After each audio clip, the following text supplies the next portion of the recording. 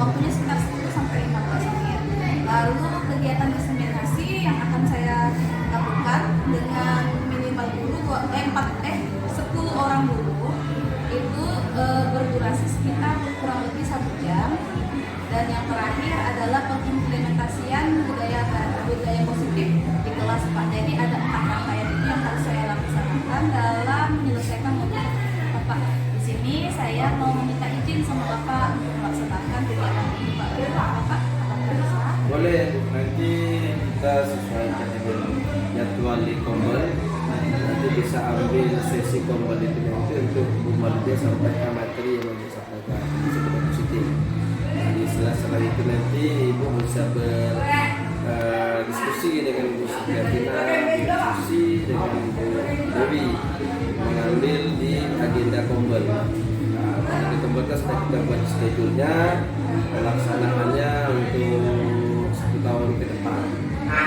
Nanti boleh dia ambil di sesi Kombel itu nanti selipkan materi pemahaman.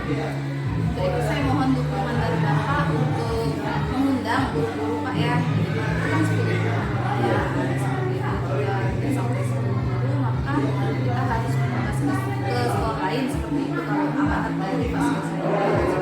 Ya, nanti seperti biasa kegiatan Kombel kita itu sudah terjadwal, tapi sebelum pelaksanaannya nanti saya akan tetap mengundang di grup untuk semua guru kita, karena Kombel jumlah guru kita itu lebih dari 10 orang, bisa kita libatkan semua guru itu plus tenaga kependidikan yang melebihi dari kota saya rasa lebih.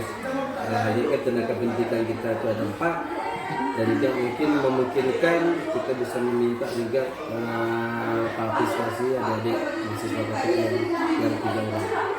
Terima kasih Pak atas izinnya Pak dan dukungan Bapak.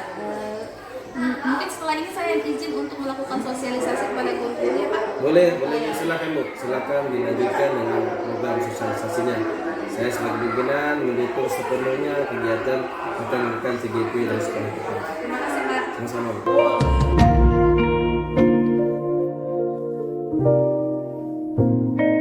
Assalamualaikum warahmatullahi wabarakatuh. Selamat pagi Bapak Ibu. Hari ini saya minta waktunya sebentar, sekitar 5 sampai 10 menit. Hari ini saya akan menyampaikan sosialisasi bahwa nanti pada hari Rabu kita akan mengadakan Kombel di mana saya akan menyampaikan diseminasi budaya positif. Di budaya positif itu nanti saya akan menyampaikan 6 materi. Yang pertama materinya adalah disiplin positif dan nilai-nilai kebajikan universal. Yang kedua nanti akan ada teori motivasi, hukuman, penghargaan, dan restitusi. Lalu yang ketiga nanti kita akan ada sosialisasi pembuatan keyakinan kelas. Dari peraturan kelas kita berubah menjadi keyakinan kelas. Lalu yang keempat ada kebutuhan dasar manusia dan dunia yang berkualitas. Lalu yang kelima nanti ada restitusi 5 posisi kontrol. Jadi sebagai guru itu ada 5 posisi kontrol yang harus kita ketahui. Dan yang terakhir adalah segitiga restitusi, di mana kita akan memberi solusi dari permasalahan anak menggunakan segitiga restitusi. Nah, diharapkan kepada Bapak Ibu pada hari Rabu itu bisa hadir dalam acara ini, karena dari acara ini nanti mungkin akan terlihat paradigma baru pendidikan itu seperti apa. Jadi diharapkan kedatangan Bapak Ibu di hari Rabu pada Kombel kita kemungkinan habis kegiatan 17-an kita. Sekian dari saya Bapak Ibu, kalau ada yang ingin ditanyakan silakan boleh bertanya, atau sudah jelas kita bisa akhiri saja. Sekian sosialisasi saya. Terima kasih atas waktunya, terima kasih atas perhatiannya, dan diharapkan kehadirannya pada hari Rabu. Assalamualaikum warahmatullahi wabarakatuh. Selamat pagi dan salam sejahtera untuk kita. Selamat pagi.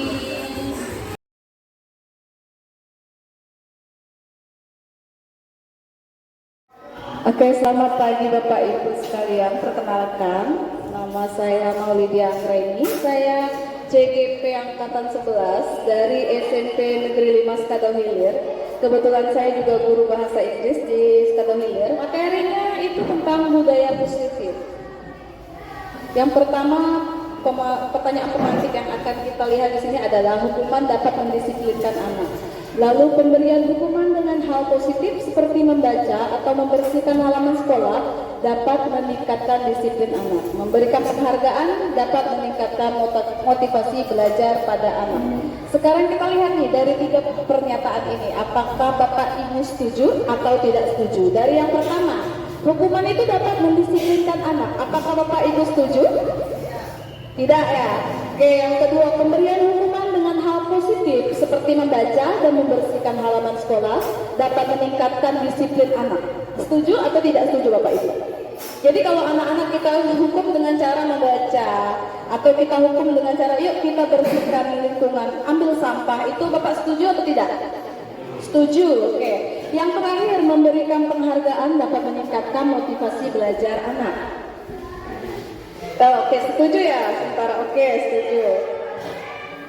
Oke, topik yang akan kita bahas pada hari ini adalah yang pertama disiplin positif dan nilai-nilai kebajikan, yang kedua teori motivasi, hukuman dan penghargaan, restitusi, yang ketiga keyakinan kelas, yang keempat kebutuhan dasar manusia dan dunia yang berkualitas. Yang kelima, restitusi dan 5 posisi kontrol. Yang keenam, segitiga restitusi. Oh ya, ini masih punya ada. Oke.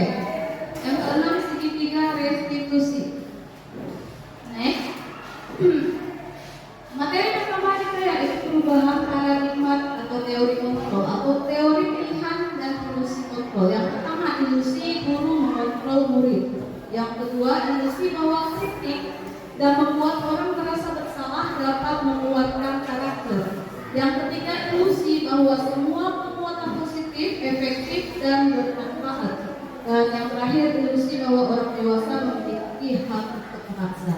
Nah, ini juga saya alami Bapak Ibu, waktu saya setahun sebelumnya ini saya juga merasa seperti itu. Tapi mungkin di sesi kali ini saya akan banyak sharing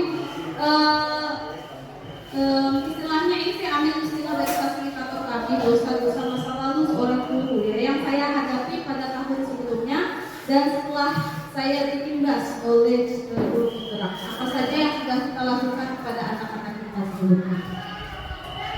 Perubahan paradigma stimulus respon atau teori kontrol dan teori pilihan. Yang pertama, stimulus respon. Kita mencoba mengubah orang agar berpandangan sama dengan kita. Yang kedua, kita berusaha memahami pandangan orang lain tentang dunia. Itu teori kontrolnya. Yang ketiga, perilaku buruk dilihat sebagai suatu kesalahan. Yang teori kontrolnya, semua perilaku memiliki tujuan. Stimulus responnya orang lain bisa mengontrol saya. Teori kontrolnya hanya Anda yang bisa mengontrol diri Anda sendiri. Stimulus responnya saya bisa mengontrol orang lain, sedangkan teori kontrolnya Anda tidak bisa mengontrol orang lain. Nah, ini juga saya tanamkan pada siswa-siswa saya.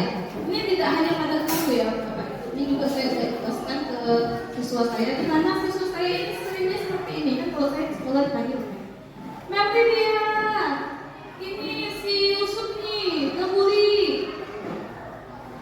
Lalu nanti ada lagi ini mereka nih buka baju di sekolah. Nah, seperti itu.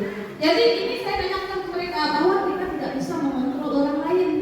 Jadi saya tanamkan tanggung jawab bahwa yang bisa merubah diri kita sendiri adalah kita sendiri, tidak bisa orang lain. Kamu bilang ke Mem nih, nanti Mem hukum dia, itu lagi. Nanti yang ini lagi nyatu, begitu lagi. Jadi ini di sini kita bisa lihat sendiri bahwa orang yang bisa mengontrol diri adalah kita sendiri. Jadi kita tidak bisa mengontrol individu lainnya, ya, Bu. Dan di sini kita bisa lihat dasarnya disiplin positif. Maka yang pertama ada teori kontrol atau teori pilihan. Lalu di sini teori kontrol berkata Anda tidak bisa mengontrol orang lain, hanya Anda yang bisa mengontrol diri Anda. Hanya kita tuh tidak bisa mengontrol siswa kita. Nanti di disiplin positif ini kita akan diajarkan bagaimana kita harus membuat siswa itu berubah dengan sendirinya dari motivasi intrinsiknya, yaitu dari diri kita sendiri. Nanti di situ ada disiplin positif. Maka disiplinnya itu belajar kontrol diri dengan menggali potensi kita agar mencapai tujuan mulia, yaitu menjadi sesuatu atau menjadi seseorang yang kita inginkan berdasarkan nilai-nilai yang kita hargai. Nah, itu teori kontrolnya ya. Lalu di situ nanti juga kita akan mempelajari bahwa semua perilaku memiliki tujuan, termasuk siswa kita. Kadang ada siswa yang nakal benar.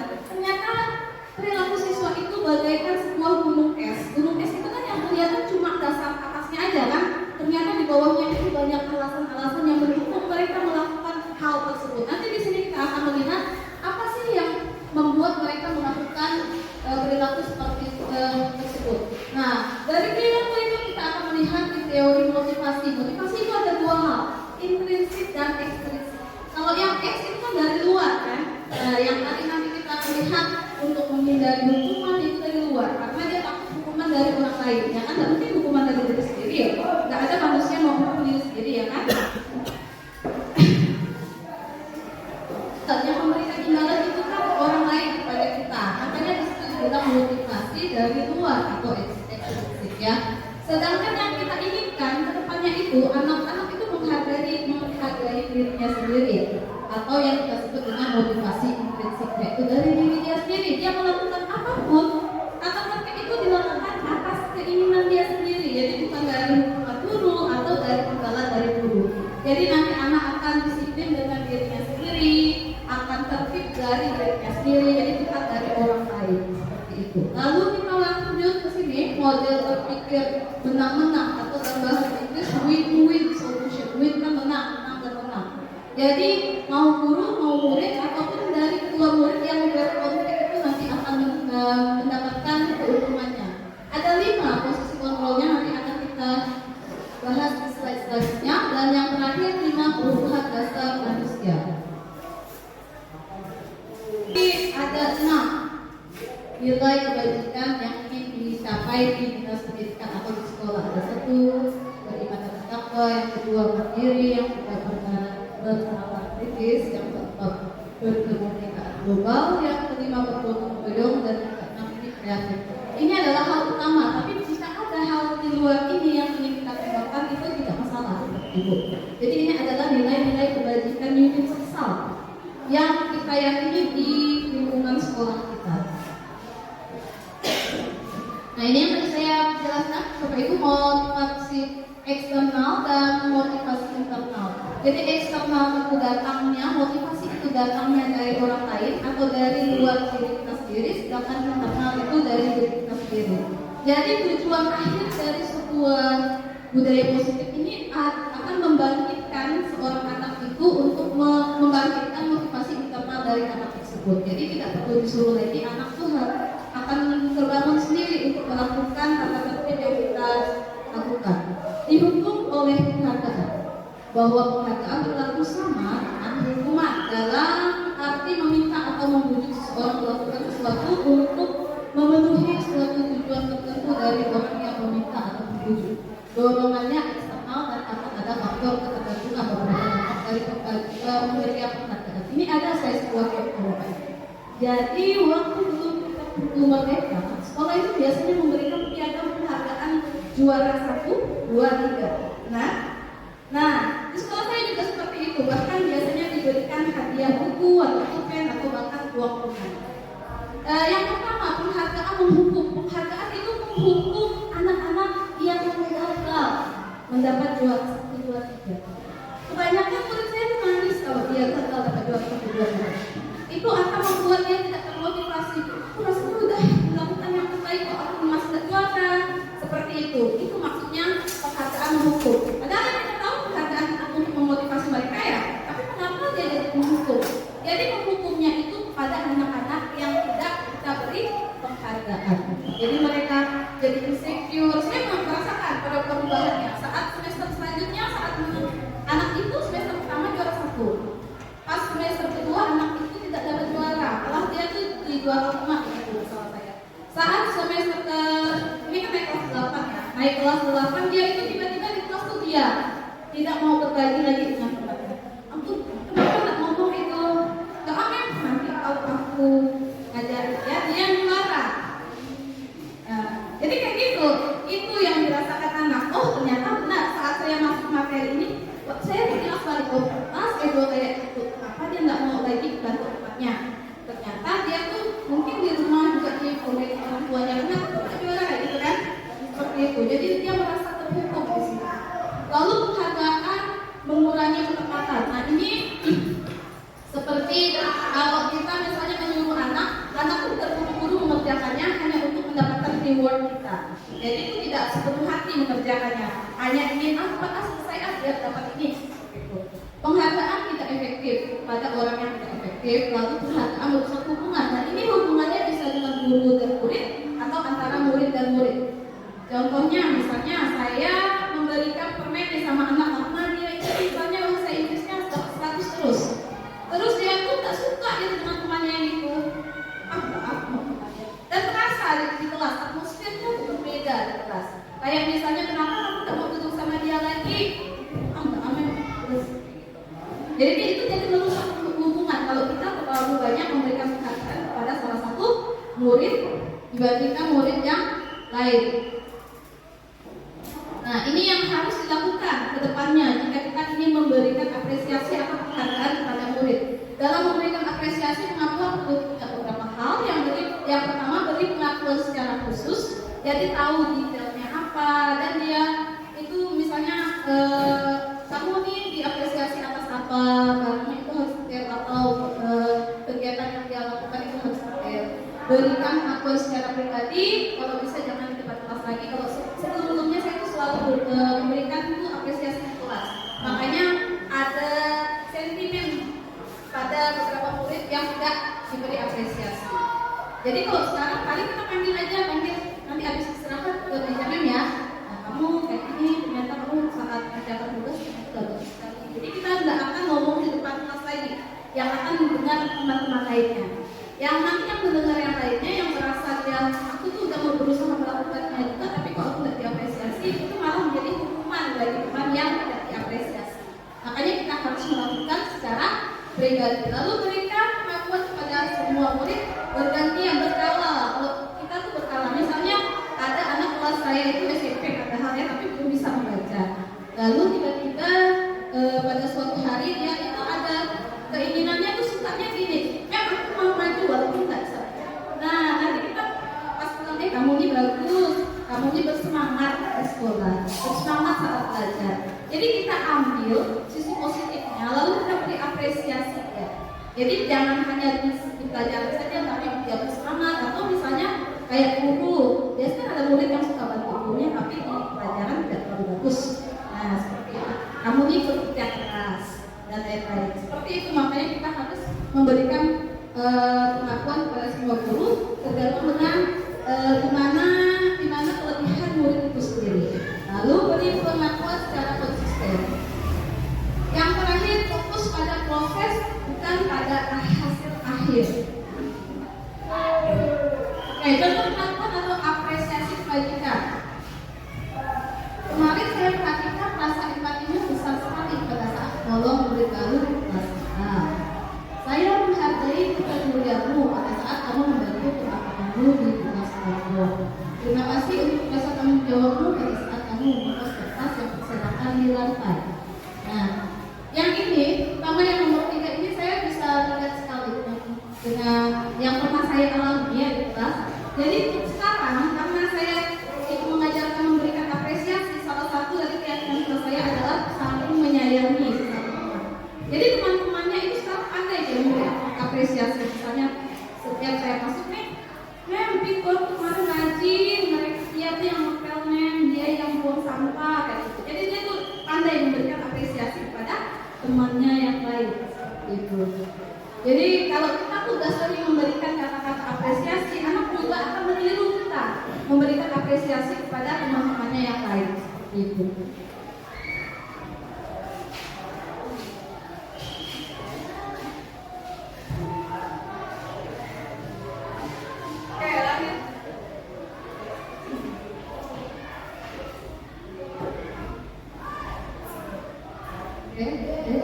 Oke, lanjut ke sini. Kita mengenal yang namanya hukuman, konsekuensi dan restitusi nanti ya. Restitusi belum dijelaskan Bapak Ibu. Mungkin kita langsung ke restitusi dulu, baru kita membagikan tiga ini. Apa itu restitusi? Restitusi adalah proses menciptakan kondisi bagi murid untuk memperbaiki kesalahan mereka, sehingga mereka bisa kembali pada kelompok mereka dengan karakter yang lebih kuat. Restitusi juga merupakan proses kolaboratif yang mengajarkan murid untuk mencari solusi untuk masalah mereka dan membantu murid berpikir tentang orang seperti apa yang mereka ingin menjadi atau bekerja dan bagaimana mereka harus memperlakukan orang lain. Jadi di restitusi ini kita nanti akan membantu mereka mencari solusi atas permasalahan mereka. Nah, lihat contohnya di sini ada 3 ya, hukuman, konsekuensi, dan restitusi. Hukuman itu sesuatu yang menyakitkan, sesuatu yang tidak nyaman untuk murid dalam jangka panjang. Korban mendapatkan keadilan, korban mendapatkan keadilan, tapi pelaku tidak mendapatkan keadilan. Ya, murid atau anak akan tersakiti, perilaku pasif agresif meningkat. Sistem tidak akan berjalan bila murid tidak takut. Ya benar. Ini sering sekali saya lakukan. Berlaku hanya pada sebuah institusi, tidak berlanjut pada kehidupan nyata. Peraturannya adalah titik-titik kamu harus. Terus murid atau anak membenci peraturan dan hasilnya adalah negatif. Karena saat dihukum kalau anak tidak takut, karena ada anak yang takut dengan hukuman kan. Jadi hukuman itu tidak akan efektif. Contohnya kayak keluarga baju, hukumannya dia tidak takut, tetap akan dilakukan. Seperti itu. Kita akan sering melihatnya. Oke, kita lanjutkan ke konsekuensi. Konsekuensi itu adalah sesuatu yang harus terjadi atas suatu perilaku. Tidak nyaman untuk murid tapi jangka waktunya pendek. Korban bisa saja diabaikan. Murid atau anak dibuat tidak nyaman. Penguatan hanya bertahan dalam jangka waktu pendek. Memerlukan monitoring dan supervisi terus-menerus dari guru. Membantu penerapan mengikuti peraturan dalam masyarakat. Apa peraturannya? Maupun peraturannya? Kalimat-kalimatnya. Anak atau murid menghormati peraturan. Jadi ini netral. Bisa dampaknya bisa positif atau bisa juga negatif. Yang terakhir yang harus kita tegakkan pada pembelajaran zaman now adalah restitusi. Restitusi merupakan pilihan. Jadi pilihannya nanti ada pada anak. Kamu misalnya melakukan hal seperti ini, kamu mau melakukan apa untuk menebus kesalahan kamu? Jadi anak yang menentukan, bukan guru. Kalau guru yang menentukan, kamu harus ini, dia akan melakukan setengah hati.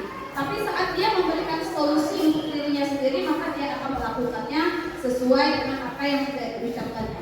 Menguatkan untuk murid dalam jangka waktu panjang. Jadi ini akan berkesinambungan. Jadi dia akan merasakannya itu di kehidupan nyatanya itu akan lama. Oh dulu aku mau yakin depannya aku harus ganti buku. Seperti itu. Jadi akan tertanam saat kita merusak sesuatu, kita harus mengembalikan barang tersebut. Korban mendapatkan ganti. Jadi korban dan pelaku harus dapat. Contohnya seperti ini. Terjadi perkelahian antara 2 orang murid di sekolah saya. Ini mereka nih. Terus yang satu bajunya robek, kancinya harus lepas. Nah, pada bagian korban mendapatkan ganti, kita harus merestitusi 2 orang anak. Jadi kita harus mendapatkan pernyataan dari korban dan juga pelaku. Lalu di sini pelaku harus mendapatkan solusi bagaimana menggantikan baju temannya itu. Apakah harus dijahit ulang? Apakah harus seperti apa? Jadi itu pada akhirnya sang korban harus mendapatkan ganti rugi seperti itu. Jadi dua-duanya dapat win-win solution seperti itu. Lalu murid atau anak akan mendapatkan penguatan. Penguatannya di sini misalnya itu pelanggarannya dalam bidang apa? Apakah kedisiplinan, apakah rasa nyaman dan lain-lain. Lalu masalah akan terpecahkan. Kalau hukuman ini masalahnya tidak akan terpecahkan. Contohnya kalau anak tadi berkelahi kedua, terus hukumannya cuci WC. Terus pas pulang korban bajunya masih koyak. Balik ke rumah nggak apa lagi sama mama. Jadi tidak ada solusi seperti itu. Terus dia udah capek, kelahi, masih marah, disuruh cuci WC lagi. Seperti itu. Jadi tidak ada solusi kalau tentang hukuman. Murid belajar bertanggung jawab untuk perilakunya. Contohnya dia sudah merobek baju kawannya, kamu coba harus tanggung jawab kayak mana temannya mau pulang seperti itu. Jadi dia akan belajar bagaimana mempertanggungjawabkan perilaku yang sudah dilakukan. Fokus pada pemecahan masalah dalam jangka waktu panjang. Jadi ini akan berlanjut dan panjang. Nanti kedepannya kita akan relate-kan lagi ke kehidupan nyata. Seandainya suatu saat kamu menabrak orang, apakah kamu akan lari ataukah akan membantu orang tersebut? Seperti itu. Jadi kita akan relate-kan dalam kehidupan sehari-hari sehingga nanti hasil dari restitusi ini akan digunakan ke dalam kehidupan nyata.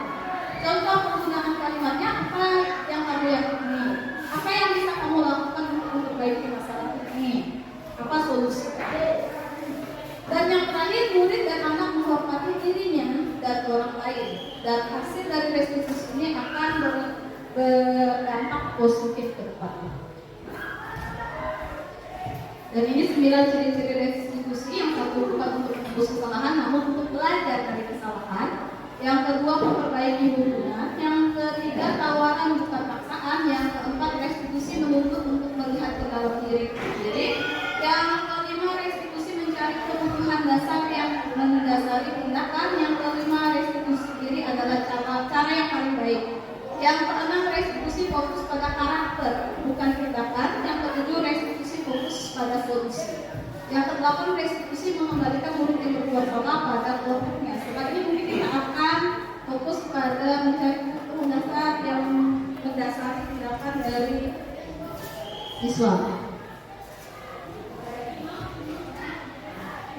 Ya, kebutuhan dasarnya ada 5 kebutuhan dasar. Kebutuhan dasar yang paling utama adalah survival atau bertahan hidup. Ini adalah paling utama. Sebelum dia butuh kasih sayang, sebelum dia berkuasaan, sebelum merasa kesenangan, sebelum merasa kebebasan, yang pertama kali yang akan dia lakukan adalah bertahan hidup. Contohnya, di sekolah saya itu ada sebuah kasus pencurian oleh anak siswa. Nah, siswa itu 2 kali mencuri di sekolah. Lalu ditanya, kenapa sih dia mencuri? Apakah dia klepto, mencuri untuk kesenangan, ataukah dia memang tak punya duit sehingga mencuri? Seperti itu. Nah, itu yang akan kita cari di bagian bertahan hidup. Karena kalau orang tidak punya uang kan mau nggak mau mencuri, seperti itu kan. Ada misalnya berita-berita seorang ayah mencuri susu untuk anaknya. Itu masuk ke dalam kebutuhan dasar manusia yang pertama, yaitu bertahan hidup. Setelah bertahan hidup, kemana lagi? Ada 4 bagian yang sama. Yang pertama, rasa kasih sayang dan rasa diterima. Yang kedua, power atau penguasaan. Yang ketiga, fun, kesenangan. Yang terakhir, freedom atau kebebasan. Contoh yang kesenangan ini ada satu kasus lagi. Kalau di kelas saya itu suka main bola pakai kertas di anak cowoknya. Main bola, akhirnya ada papan informasi itu jatuh dan pecah. Nah, di situ ditanya nih anak-anak, kalian kenapa main bola? Apakah sekolah olahraga main bola? Ternyata mereka mencari kesenangan. Karena olahraga cuma 2 jam, sekarang 1 jam ganti baju, olahraga sebentar, terus juga ganti baju 15 menit, tak cukup waktunya. Istirahat tidak boleh main bola, kata dia bilang kayak gitu. Jadi mereka mencari kesenangan di dalam kelas, seperti itu. Kalau belonging ini biasanya anaknya cari perhatian. Di kelas itu dia akan berteriak-teriak, mencari perhatian, maunya gurunya itu memperhatikan dia. Seperti itu. Jadi setiap kita satu anak itu nanti kelihatan. Kalau kita udah tahu 5 kebutuhan dasar, pas kita duduk dia, kita lihat anak ada ini, oh ini pasti ini. Lalu kita akan mencari tahunya dengan atau mengkonfirmasinya saat dia melakukan tindakan yang melanggar kelas, lalu kita konfirmasi di bagian mana sih yang dia tidak tentukan, seperti itu.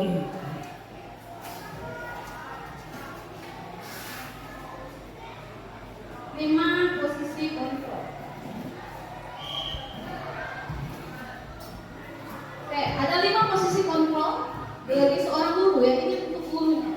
Kalau tadi 5 kebutuhan dasar untuk guru dan murid, tapi kita beratkan pada murid. Sekarang kalau 5 posisi kontrol ini untuk guru. Apakah kita selama ini di sekolah itu sebagai guru yang menghukum, ataukah kita itu sebagai guru membuat orang merasa bersalah, atau kita guru yang bagaikan teman oleh murid kita, atau kita itu sebagai guru yang pemantau dan yang terakhir manajer? Kita akan lihat perbedaan-perbedaannya ya. Pertama, yang penghukum. Hal-hal yang membuat guru itu sebagai penghukum yaitu menghardik, menunjuk-nunjuk, menyakiti, dan menyindir. Jadi kalau penghukum itu tidak hanya kayak kita tuh menghukum murid, tapi dengan kata-kata juga bisa menghukum. Misalnya contohnya tadi yang anak tidur ya. Kalau anak yang tidur, tapi kalau kita nasihat seperti itu kan tidak menghukum. Tapi kalau kita, kamu tidur ya di pelajaran saya, malas benar, itu menghukum. Dengan kata-kata. Di sini kita akan lihat menunjuk, kau mengapa kau tidur? Kayak gitu. Menunjuk-nunjuk, menyakiti atau menyindir, itu sebagai penghukum. Awas kamu tidak melakukan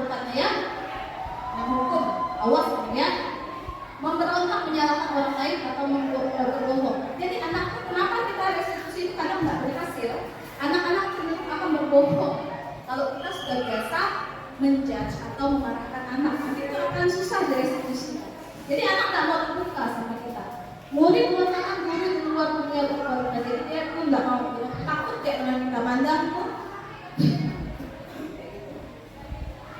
Biarkan ini murid nanti akan berkata, biarkan saja nanti juga marah-marah lagi. Terkenalnya ibu nih, bapak ini suka marah-marah. Terus yang terakhir, dia akan mengulangi kesalahan sama berulang-ulang dan kita yang akan capek nanti mengikuti dia. Dan ini adalah contoh saya itu.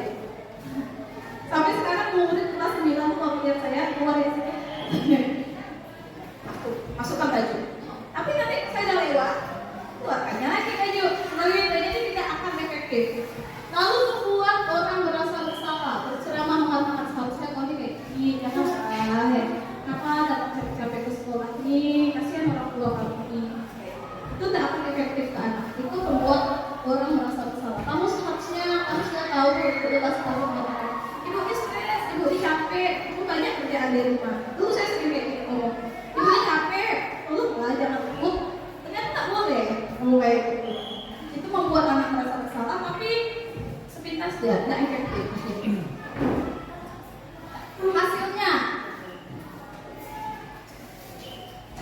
Hasilnya anak juga akan mudah berbohong. Jadi kalau dia berbuat kesalahan, apa kamu lakukan ini? Dia akan berbohong karena takut dengan murid, takut diomel.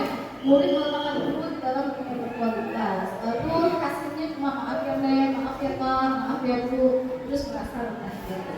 Nah selanjutnya yang sebagai teman membuat alasan-alasan untuk muridnya. Ayolah lakukan demi ibu, masa kamu nggak mau ingat? Tidak mau ingat tidak ibu pernah bantu aku pasti. Lalu itu nanti akan hasilnya ketergantungan. Umumnya harus kayak gitu terus biar anak mau. Kayak gitu lagi baru anak mau. Jadi anak tidak dari dirinya sendiri melakukannya. Jadi harus kita iming-imingi lah hasilnya. Murid meletakkan guru sebagai orang yang sangat penting di dunia berkualitas. Saya pikir bapak ibu teman saya ternyata begitu. Lemah, tidak mandiri dan bergantung. Karena kalau nggak ada iming-imingi anak itu tidak akan bergerak.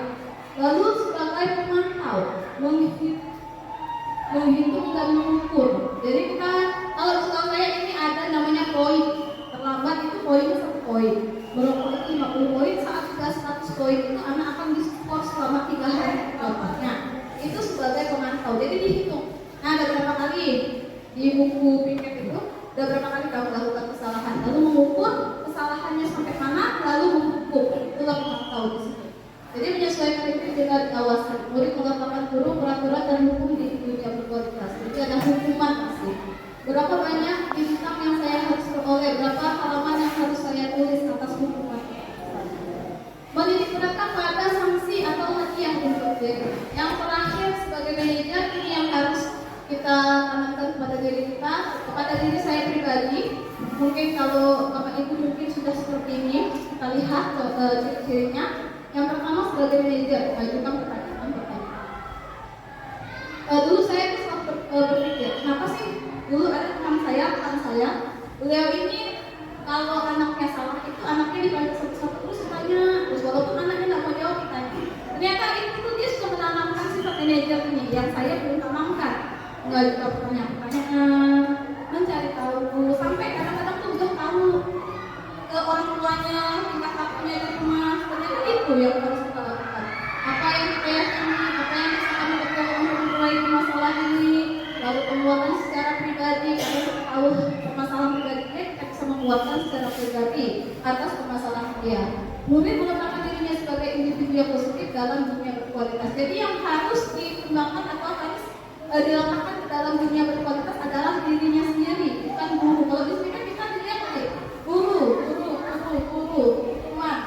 Yang di sini dia harus meletakkan dirinya sendiri sebagai pelaku di dunia pendidikan. Jadi bukan kita.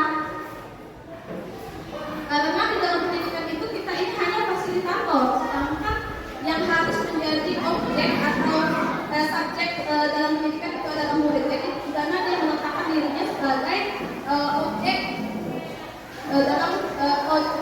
dalam dunia yang berkualitas atau dunia pendidikan itu sendiri. Lalu yang terakhir mereka akan berkata, bagaimana cara saya bisa memperbaiki. Jadi dia akan ada yang namanya dalam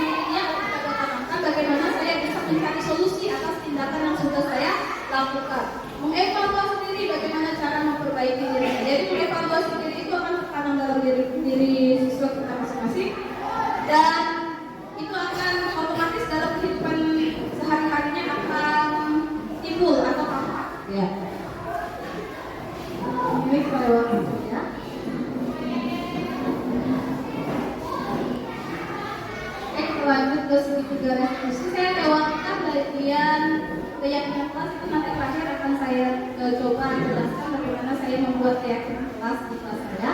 Jadi kita ke segitiga restitusi dulu. Maaf, misalkan beberapa menit. 30 menit. Kecepatannya saya jelas ya Bapak Ibu. Maaf ya kalau kecepatannya. Terakhir segitiga restitusi. Nah, di segitiga restitusi ini ada 3 bagian yang harus kita tebalkan, ya, tebalkan dalam mencari solusi dari perilaku anak. Apapun itu, mau itu perilaku positif atau negatif di kelas. Yang pertama kita harus menstabilkan identitas. Setiap orang pasti pernah melakukan kesalahan. Contohnya kalau saya itu makan di kelas, bahwa manusia itu akan berkembangkan, masalah itu hal yang wajar. Jadi kita menstabilkan dulu identitas mereka, bahwa dia tidak sendiri, bahwa dia tidak melakukan kesalahan yang tidak dilakukan oleh orang lain, bahwa yang kesalahan yang dia lakukan itu adalah hal yang wajar dan manusiawi, bahwa kamu bukan satu-satunya orang yang pernah melakukan itu. Yang kedua, validasi kebutuhan. Kita tanyakan alasannya apa sih makan di kelas, nggak bisa sabar sampai istirahat, kenapa kamu sampai lapar. Kita tanya alasan di balik itu. Yang kita lihat dia cuma membangkang karena makan di kelas, padahal di balik itu mungkin dia ada penyakit mah atau dia terlambat sarapan, jadi akhirnya dia harus curi-curi makan seperti itu. Terus ada cara yang lebih efektif mendapatkan apa yang kamu butuhkan. Kalau kali makan itu kan survival ya, bertahan hidup ya. Jadi bagaimana caranya biar kamu tidak melanggar kelas, tapi kamu juga bisa makan. Jadi kita juga harus menanyakannya seperti itu. Terus yang terakhir, nilai-nilai apa yang telah kita sepakati, kamu ingin menjadi orang seperti apa. Jadi kita akan menanyakan keyakinan kelas yang sudah kita buat. Nah, kalau di kelas saya itu ada 6 poin yang ada. Yang pertama bertanggung jawab, yang kedua adil, yang ketiga dan lain sebagainya. Nanti saya jelaskan selanjutnya pada keyakinan kelas. Oke, yang pertama, menstabilkan identitas. Untuk membuat anak yang merasa gagal karena berbuat salah menjadi positif terhadap dirinya. Karena kalau kita langsung menghukum anak tersebut, anak itu nanti ada perasaan gagal. Apalagi kalau anak SD ya, Ibu. Anak SD itu murni masih anaknya. Belum, saya tidak tahu rasa saya sih mereka itu masih nakalnya itu terpengaruh dari 5 kebutuhan dasar. Belum terpengaruh hal-hal luar. Jadi kita kalau kita langsung saat anak salah terus kita marahkan dan kita hukum, nanti dia akan merasa gagal pada dirinya sendiri. Dan untuk agar dia tidak merasa gagal, hal yang pertama kita lakukan adalah menstabilkan identitasnya. Lalu kita berkata, berbuat salah itu hal yang manusiawi. Ada manusia yang sempurna. Bapak atau ibu juga pernah buat salah waktu seumuran kalian. Kita pasti bisa menyelesaikan permasalahan ini. Bapak atau ibu tidak tertarik untuk mencari tahu siapa yang benar, siapa yang salah. Bapak atau ibu tidak tertarik untuk menyelesaikan masalah. Kalau kamu menyalahkan dirimu sendiri terus-menerus, apakah kamu bersantai pada dirimu sendiri? Jadi kita harus mengutamakan pada perasaan si anak dulu. Yang kedua, validasi kebutuhan. Membantu murid mengenal basic need atau kebutuhan dasar yang ingin dipenuhinya ketika melakukan kesalahan itu. Pada dasarnya, setiap tindakan manusia tujuannya adalah memenuhi basic need atau kebutuhan dasar. Power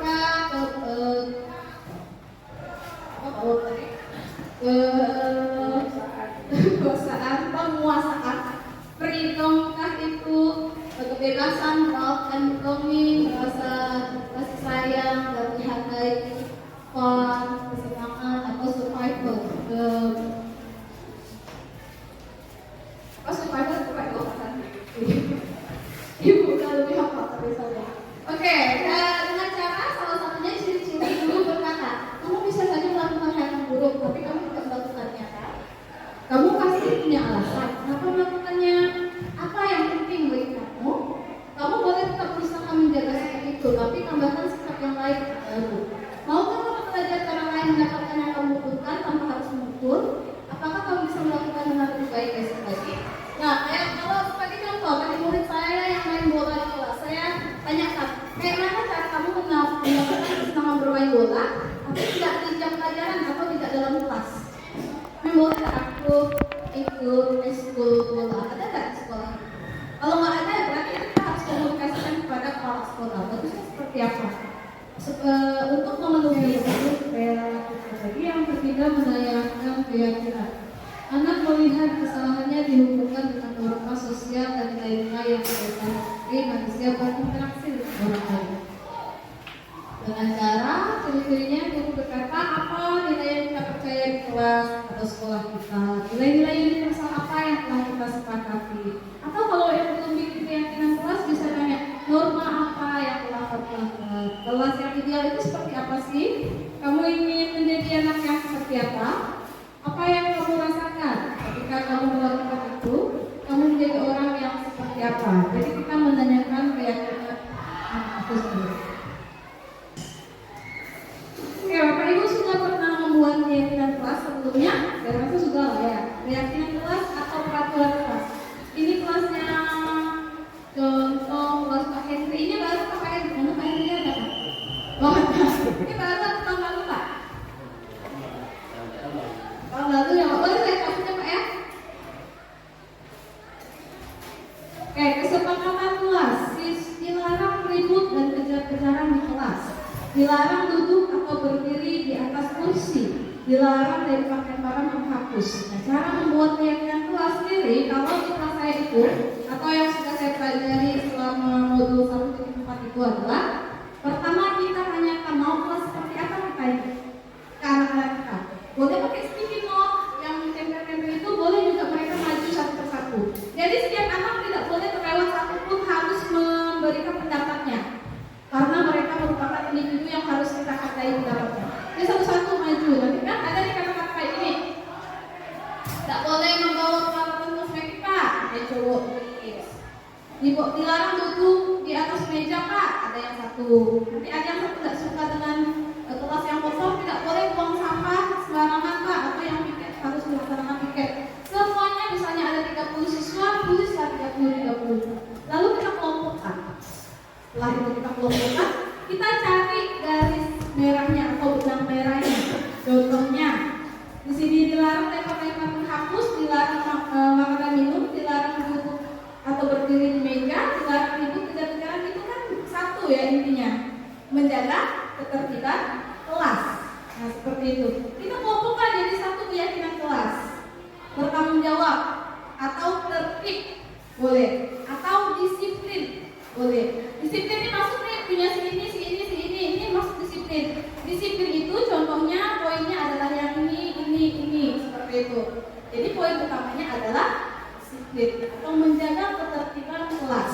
Termasuklah tidak boleh duduk di atas meja, termasuklah tidak boleh lempar-lemparan penghapus, lalu tidak boleh membawa merusak tanaman dan lain-lain, itu masuk ke dalam tertib seperti itu. Lalu tutup pintu sebelum masuk kelas. Dilarang ribut saat guru menjelaskan. Terus kalau keluar kelas harus izin guru. Nah itu masuk ke dalam poin apa misalnya? Sopan santun bisa kan? Sopan santun. Kami kelas 8B atau kelas berapa harus selalu menegakkan sopan dan santun. Yang masuk ke dalam sopan santun itu apa? Poin-poinnya nanti dijelaskan. Ini masuk ke sopan santun. Kalau ada guru di kelas dilarang dilongok masuk. Atau kalau mau izin ke WC harus izin sama gurunya. Itu masuk ke dalam poin sopan santun. Nah kalau di kelas saya itu ada adil. Apa adil? Karena anaknya bilang kayak gini. Jangan pilih-pilih kawan. Saat berkelompok tidak boleh menyisihkan kawan. Makanya saat saya bikin kayak itu, ini apa? Adil mem. Oke, berarti kami harus adil di dalam kelas. Termasuk mem juga mem tidak boleh misalnya yang muji cewek-cewek. Saya cowok tidak pernah muji. Seperti itu. Jadi mereka menyuarakan kelas yang mereka inginkan. Jadi kelas itu bukan punya kita, kelas itu punya anak-anak kita. Terutama guru kelas saya kan kalau kelas itu sepanjang hari ya di kelas. Kalau kami guru mapel itu kan cuma pas mapel. Jadi kalau guru mapel yang di SMP itu biasanya kita membuat keyakinan kelas pelajaran kita. Kalau guru kelas di SD ini bisa mereka, karena kelas ini milik mereka dan guru kelasnya. Seperti itu. Jadi sampai di sini bisa membedakan ya Bapak Ibu kesepakatan dan keyakinan kelas. Bisa kan? Nah yang kedua, keyakinan kelas atau kesepakatan kelas itu harus berupa kalimat positif. Kalimat positif itu seperti apa? Contohnya, dilarang mencoret meja.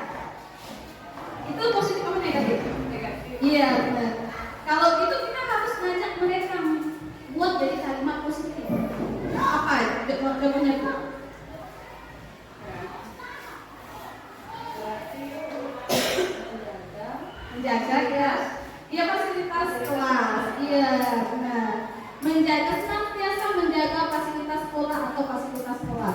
Karena ada penelitian yang bilang kalau semakin negatif suatu kalimat itu semakin ingin seseorang melanggarnya. Makanya keyakinan kelas atau kesepakatan kelas itu kita ubah dalam kalimat positif. Jadi semuanya positif vibe gitu istilahnya. Jadi kita dilarang jajan saat pelajaran berlangsung. Jangan dilarang, tapi jajanlah saat istirahat. Seperti itu. Jadi kalimat negatifnya berubah jadi kalimat positif. Dilarang ribut dan kejar-kejaran di kelas. Jagalah ketertiban kelas. Ya, very good, very well. Kayaknya ini ditulis ini pintar saya. Lanjut. Nah ini contohnya, mengapa tidak peraturan saja? Apa sih harus keyakinan? Karena peraturan itu kalau istilah zaman dulu peraturan ada itu dilanggar. Iya. Kenapa harus keyakinan kelas? Karena kita harus meyakinkan anak berperilaku sesuai dengan keyakinan dia sendiri. Jadi anak itu akan melakukan perilaku positif sesuai dengan keinginan dia, bukan kita suruh-suruh lagi. Jadi kalau kita sudah menanamkan itu ke anak dan anak sudah bisa melakukan perilaku positif, gurunya tinggal mengontrol. Jadi kita nggak lagi, kalau kita capek biasa lagi sekolah ada capek ya. Karena di sekolah ada teriak-teriak, jangan itu, jangan. Kata-katanya itu jangan terus kan? Seperti itu. Makanya yang diubah paradigmanya tuh harus diubah menjadi keyakinan. Jadi anak itu harus yakin dulu dengan norma-norma ini ada di kelas kita. Saat itu kita harus membangunkan motivasi intrinsik mereka. Jadi mereka harus berubah dari diri mereka sendiri, bukan karena gurunya, bukan karena nilai, bukan karena motivasi permen. Seperti itu. Makanya di sini peraturan kelas adalah hal yang kecil. Salah satu ekosistem yang kecil. Peraturan itu ya kata-kata yang di dalam bentuk positif itu yang negatif jadi positif. Lalu kita masukkan ke dalam keyakinan kelas, kita kelompokkan dia menjadi keyakinan kelas. Misalnya beberapa peraturan kelas itu kita jadikan satu, kita ambil poin atau normanya menjadi misalnya kedisiplinan, ketertiban, kesopanan, kebersihan, keamanan dan lain-lain. Nanti terciptalah lingkungan positif. Lingkungan positif artinya itu tidak lagi dia itu melakukan perilaku itu atas tindakan orang lain atau atas motivasi eksternal atau motivasi dari luar dirinya sendiri. Hal itulah yang dimaksud dengan budaya positif karena semuanya itu sudah mereka lakukan dari diri mereka sendiri. Nah ini contoh kesepakatan kelas. Nah ini lagi. Nah ini seperti ini. Selalu kembalikan buku ke tempatnya. Nanti itu peraturannya. Keyakinannya itu adalah jawab seperti itu. Dilarang mengganggu orang lain, yaitu poinnya menghormati orang lain. Hadir di sekolah 15 menit sebelum pelajaran dimulai, menghormati orang lain. Komitmen bisa juga disiplin atau tertib bisa juga. Dilarang melakukan kekerasan, keselamatan, menghormati orang lain. Dilarang menggunakan narkoba, kesehatan. Nah ini masih kata-katanya masih dilarang dan dilarang. Ya? Bergantian atau menunggu giliran, menghormati orang lain dan bersabar. Gunakan masker dalam poin kesehatan dan keselamatan. Jangan berlari di kelas atau lupa ini harus menggunakan jangan, yaitu keselamatan dan keamanan. Oke, bagian terakhir refleksi. Hal baru apa yang mengubah paradigma saya dan yang saya dapatkan? Perasaan apa yang muncul selama mengikuti kegiatan ini? Apa manfaat kegiatan ini untuk saya? Setelah mengikuti kegiatan ini saya akan coba saya buka Bapak Ibu karena masih ada waktunya sekitar 9 menit. Satu orang satu pertanyaan bisa memberikan pendapatnya. Yang pertama dulu, hal baru apa yang mengubah paradigma saya dan yang saya dapatkan pada hari ini? Paradigma lama dan paradigma barunya. Ada yang bisa memberikan masukan ke itu? Oke. Bagian terakhir refleksi. Hal baru apa yang mengubah paradigma saya dan yang saya dapatkan? Perasaan apa yang muncul selama mengikuti kegiatan ini? Apa manfaat kegiatan ini untuk saya? Setelah mengikuti kegiatan ini saya akan coba saya buka Bapak Ibu karena masih ada waktunya sekitar 9 menit. Satu orang satu pertanyaan bisa memberikan pendapatnya. Yang pertama dulu, hal baru apa yang mengubah paradigma saya dan yang saya dapatkan pada hari ini? Paradigma lama dan paradigma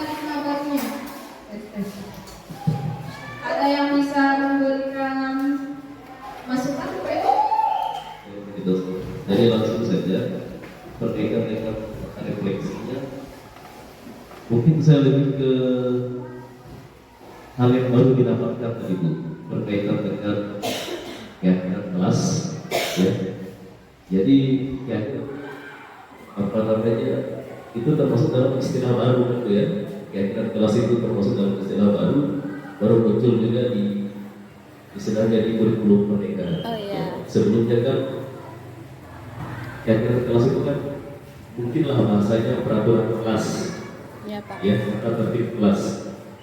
Jadi apa namanya yang bisa saya dapatkan setelah mengikuti kegiatan ini juga, yang berkaitan dengan kegiatan kelas tadi, mungkin nanti ketika pendalamannya di kelas bahasanya lebih menggunakan bahasa yang positif, ya. Karena sebelumnya memang harus kita akui bahwa peraturan itu bahasanya terlalu Menakut-nakuti ya Pak. iya, terlalu menakut-nakuti, seperti dilarang tadi kan, bahasanya dilarang, jadi harusnya lebih menggunakan bahasa. Pak Sumarno, boleh kasih tepuk tangan untuk Pak Sumarno. Lalu yang kedua, perasaan apa yang muncul setelah mengikuti kegiatan ini? Ngantuk ya Bu? Gimana Ibu? Perasaannya Bu? Perasaannya jujur ya, masih apa yang lama itu saya sebagai guru kelas ya, jujur masih sulit untuk dirubah ya. Kadang-kadang memang sulit juga untuk mengkondisikan mengubahnya kepada ritme yang baru. Jadi perasaannya seperti ada sebuah penyesalan ya. Oh ternyata saya melakukannya ini dampaknya nanti ke murid seperti ini, itu ya, bercermin ke materi yang ibu sajikan tadi. Jadi nanti perasaannya mungkin untuk kedepannya sedikit demi sedikit bisa berubah kebiasaan-kebiasaan buruk yang dilakukan di kelas itu, dan ya mudah-mudahan setelah mengikuti ini bisa belajar dari materi yang itu sampaikan. Itu sekian ya saya. Oke, boleh tepuk tangan untuk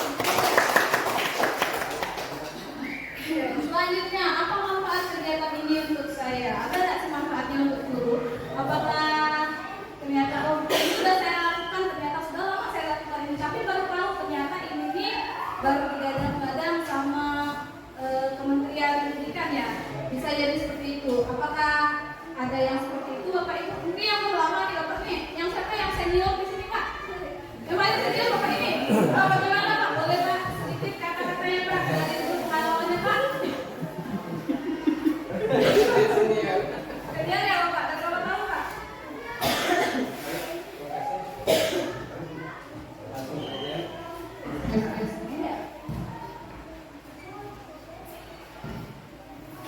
Baik, terima kasih. Saya Ini sudah ada 17 tahun. Wow, luar biasa. Saya baru belajar dewasa. Mungkin kalau saya lihat di sini, apa manfaat kegiatan ini? Kalau bagi saya sangat baik sekali manfaatnya, karena sudah banyak, sudah ada yang saya terapkan, tapi masih belum ada interaksinya dari anak-anak. Karena kan anak-anak ini kan masih berita, jadi masih belum memahami hal seperti apa yang kita sampaikan. Iya. Ya. Nah, namun hal ini bisa kita manfaatkan dengan adanya kegiatan seperti ini, ya juga menambah wawasan bagi kita lagi. Ya, dulunya belum ada seperti itu. Baik, itu saja Bu yang bisa saya sampaikan. Terima kasih. Nah, terima kasih. Luar biasa ya, 17 tahun ya Pak ya. Mungkin saya masih SMA dan menjadi guru ya di sini ya Pak ya. Mulai dari 2006. Oh, berarti saya masih kelas 3 SMA saya Pak. Bapak udah menjadi guru di sini ya Pak ya. Terakhir, setelah mengikuti kegiatan ini, saya apakah ada perubahan yang akan Bapak lakukan, ataukah ada atau Ibu kayaknya habis ini saya coba ini, atau dari diri saya? Kalau saya ya Pak ya, kemarin itu saya menyadari saya sudah banyak sekali menghukum anak. Ternyata apa sih kalau anakku saya datang ke sekolah itu kabur semua. Ternyata saya itu galak selama ini. Ternyata mereka tuh takut dengan hukuman kita. Saya menyadari saat di modul saya memang agak tegas sih orangnya. Kalau misalnya kelas itu nggak tertib itu, saya nggak mau mulai belajar. Kalau anak masih melempar-lempar barang di kelas, ternyata itu menjadi trauma bagi anak. Nah, mulai dari sini saya mau menetapkan kalau saya tak mau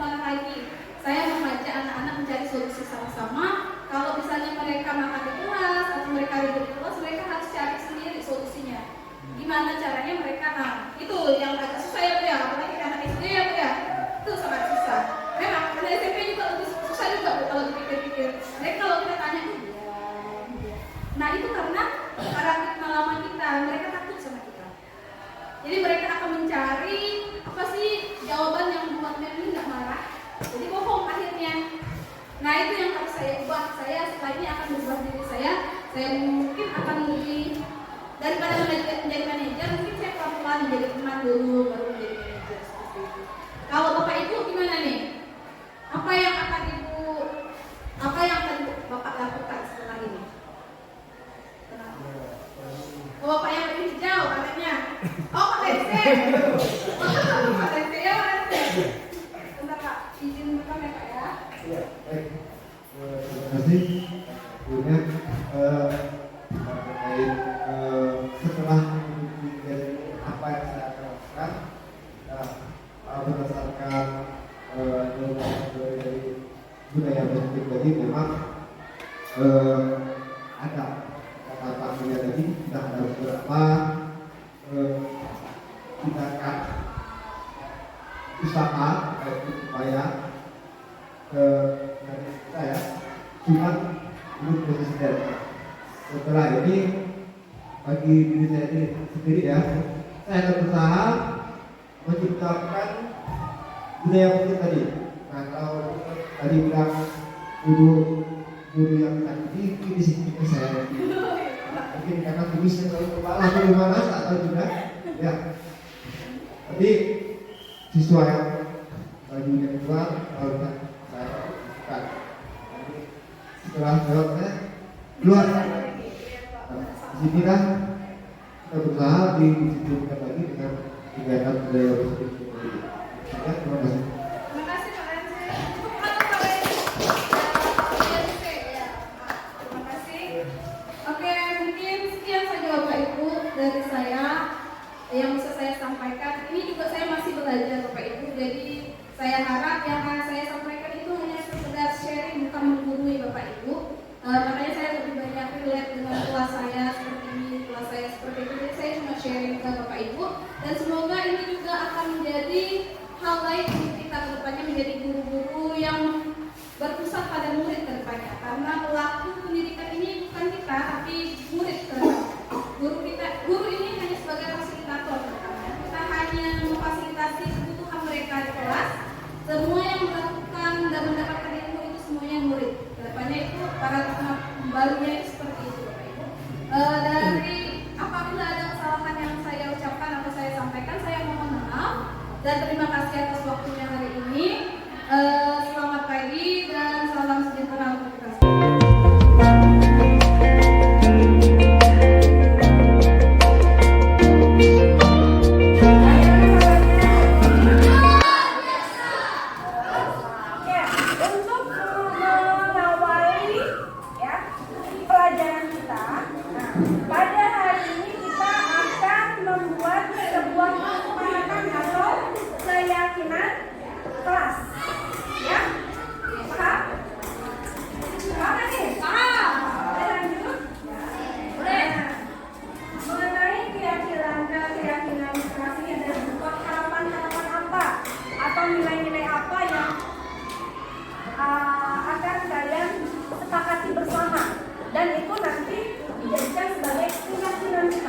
dan dijalankan secara bersama-sama ya. Bisa nggak dijalankan nanti nih? Bisa. Yang udah kalian buat harus bisa kalian terapkan di dalam kelas pada saat proses dibagikan ya. Silakan kalian tuliskan ide-idenya di kertas ini. Nanti kalian tempelkan di depan mengenai harapan-harapan kalian di sini ya.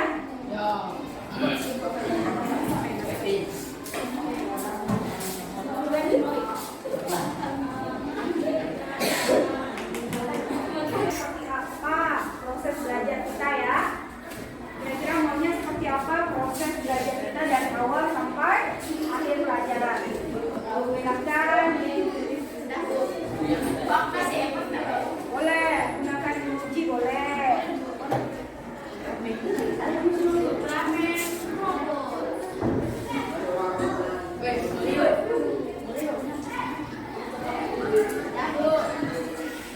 Yang sudah silakan ditempel di sini. Bu, ini udah mau tempel Bu. Ya, yang sudah silakan.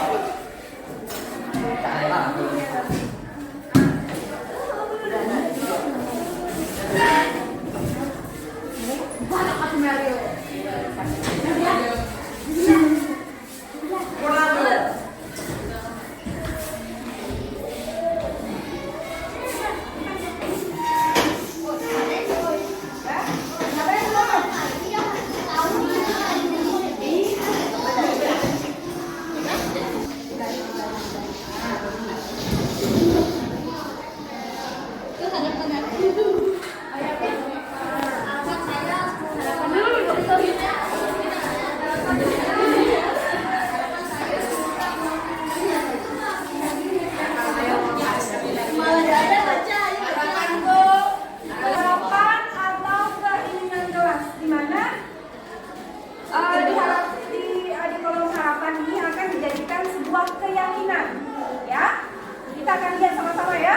Kira-kira keyakinan harapan mana yang akan kita tuangkan dalam keyakinan kelas. Kita bacakan di sini ya. Yang pertama, harapan saya menjadi pemain bola seperti Ronaldo.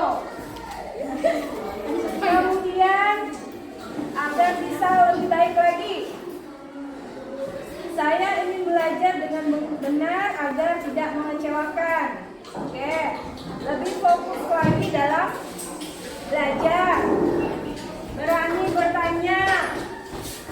Berani bertanya, berani bertanya. Oke, kita tulis ini ya, keyakinan kelas ya. Kira-kira bagaimana di kata-kata ini? Kata-katanya ini. Yang pertama itu adalah berani bertanya atau menyatakan sesuatu, berani bertanya.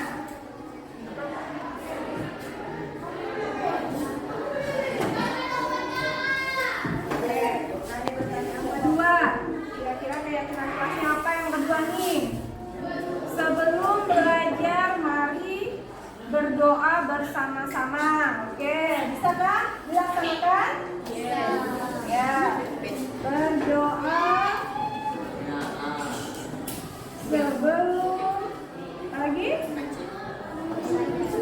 dan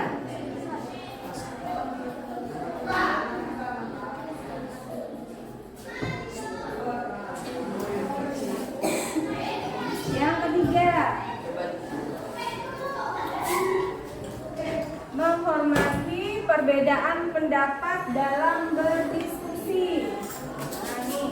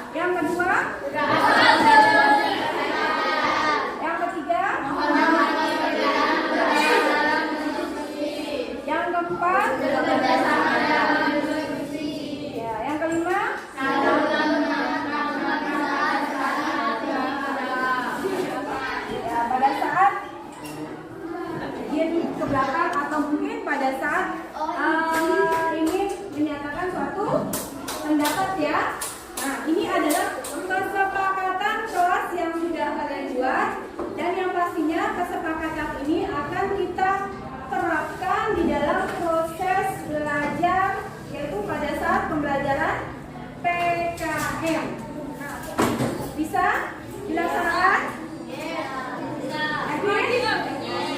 Oke, kita lihat nanti ya. Kira-kira bisa tidak kalian menerapkannya? Nah, jadi seperti ini keyakinan kita. Dan Ibu harapkan ini benar-benar kalian terapkan, ya? Paham? Selamat pagi anak-anak. Pagi. Apa semuanya?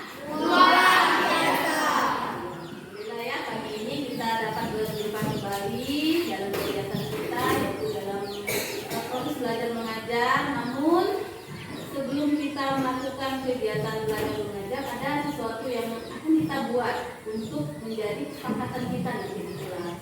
Sehingga ketika kita membuat kesepakatan itu, kelas kita akan menjadi aman dan nyaman. Ya. Apa sih itu Bu? Yaitu adalah keyakinan kelas.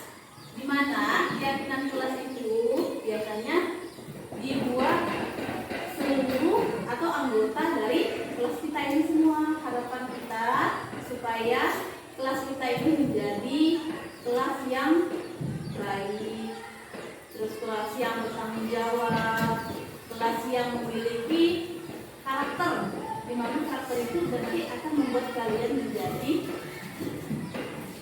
hal-hal yang positif, akan menjadi membuat kalian bersemangat dalam belajar.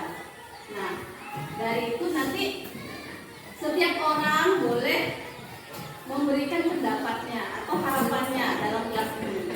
Terserah mau harapan apa, bebas. Yang penting nanti setelah kalian buat, nanti kita kumpulkan setiap pojok. Nanti kan misalnya harapan kalian misalnya ada berapa orang harapan, nanti kita satukan dalam satu blok. Kita akan bikin jadinya keyakinan. Harapan kalian akan dibuat nanti seperti keyakinan kita. Oke, siap ya? Nah, aku akan memberikan kertas. Nanti di kertas ini kalian boleh menuliskan harapan kalian. Boleh lebih kamu boleh bukan harapan kalian. Kita enggak perlu satu, misalnya ada harapan yang paling banyaknya 3 boleh. Kalau misalnya dibuat. Oke ya? Boleh bantu Ibu? Tidak perlu ditulis namanya ya. Tidak perlu. Boleh bagi satu kelas lagi.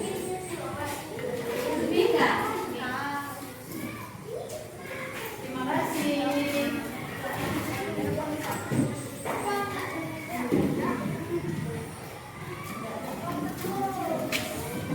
Kalau yang sudah memiliki kertas, boleh mulai menuliskan harapannya untuk kelas-kelasnya. Ibu, Bu, yang lebih Bu.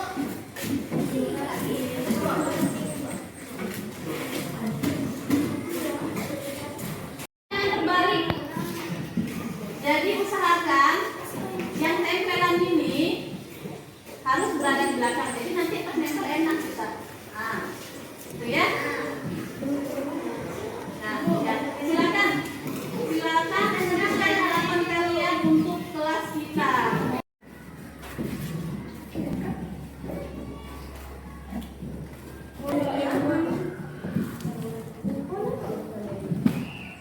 Kalau pakai nomor berarti di bawahnya harus ada lagi 2. Misi di kelas ini. Misi kita ini apa? Di kelas dulu tidak apa-apa. Kita itu adalah bertahap ya, nanti kelas 8. Soalnya Ibu udah pernah jadi wali kelas 7. Aku semuanya juaranya. Memang bertahap ya. Enggak heran.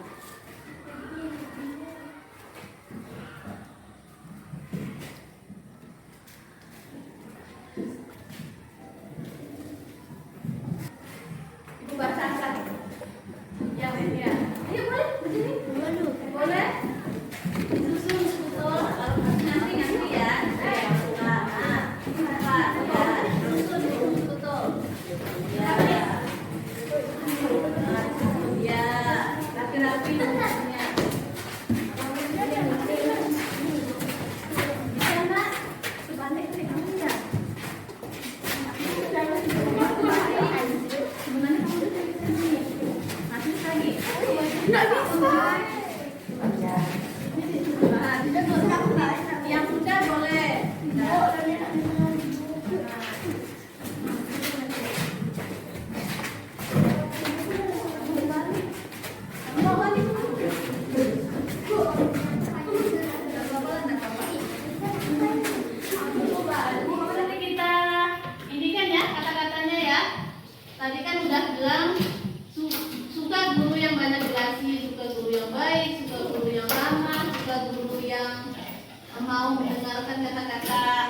siswanya. Berarti di sini kita bikin keyakinan kelas suka atau kami ingin mana ya katanya, saling menghormati sesama gitu jalan. Siapa yang mau? Mas Yus, coba Mas Yus. Menghormati sesama aja, berarti sama, mau sama dengan siswa atau kakak kelasnya atau sama gurunya.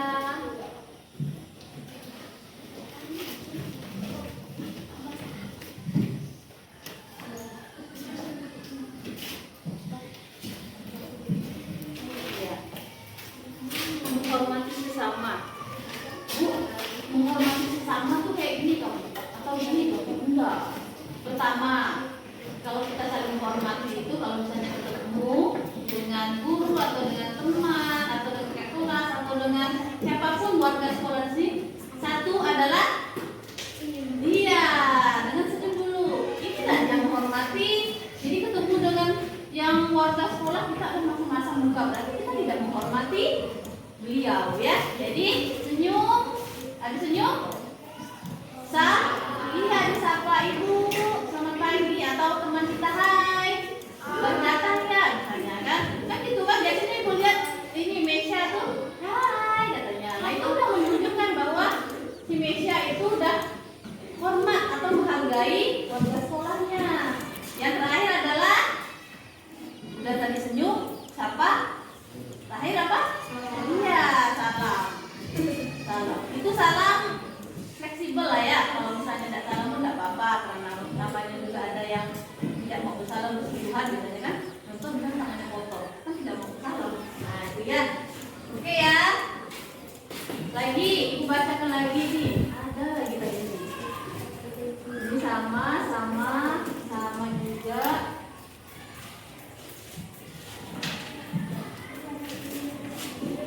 Nah ini nih, ingin kelas yang bertanggung jawab. Ingin kelas bertanggung jawab. Satu aja kayak ini. Kayaknya satu orang yang bertanggung jawab kali ya. Nah ini perlu ya.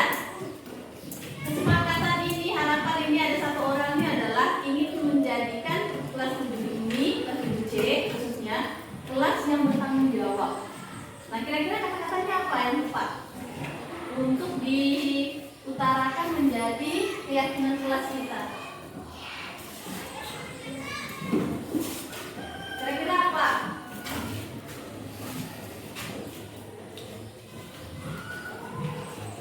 Berikan harapannya adalah tidak berbicara kasar, gitu kan? Tidak ngomong kasar, atau ngomongnya harus beretika. Nah, kira-kira itu kalau kita buat keyakinan kelas itu kira-kira kata-kata yang baik itu seperti apa? Apa? Nah, berkata yang sopan. Kira-kira ada lagi tambahan? Ada enggak? Meg? Ada enggak kata-kata yang agak lebih dia? Bisa enggak ya? Bisa ya? Ojan.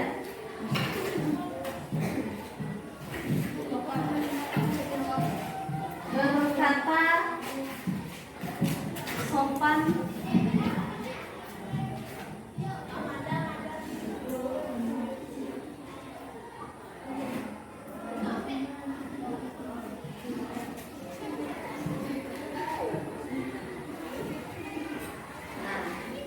Ini ya, berkata sopan ini meliputi adalah satu, tolong kalau berbicara dengan temannya, dengan kakak kelas, dengan guru itu sesuaikan ya.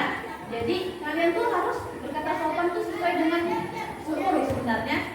Kalau misalnya kalian bisa manggil woi itu ke kawan, tapi kalau ke guru boleh nggak? Nah, boleh kan? Ada itu ibu dengar tuh, woi katanya. Apakah itu sengaja atau tidak ibu tidak tahu. Tapi mohon berkata sopanlah ke semua warga sekolah. Jadi berbicara sesuai sesuai keadaan kalian. Ketika kalian berhadapan dengan guru, berbicaralah seperti orang tua. Kalau misalnya kita ngomong berhadapan dengan orang tua itu harus sopan kan? Nah, kalau berbicara dengan teman itu tidak apa-apa, tapi jangan sampai mengatakan sesuatu yang menyakiti perasaan temannya. Contoh nih, kadang kalian memanggil teman kalian dengan panggilan orang tua kalian. Itu kira-kira baik nggak? Nah, itu ada ya, ibu dengar ya. Tapi mudah-mudahan dengan kita membuat keyakinan kelas ini tidak ada lagi kata-kata yang keluar yang mungkin yang tidak sopan yang keluar dari mulut kita. Ya, janji ya. Bisa janji enggak? Bisa. Belum kompak. Bisa janji enggak? Bisa. Jadi ibu mohon jangan lagi ada kata B di situ biasanya, atau ada kata-kata kebun binatang disebutkan, dipanggil nama kawannya dengan sebutan nama binatang. Itu tidak boleh ya.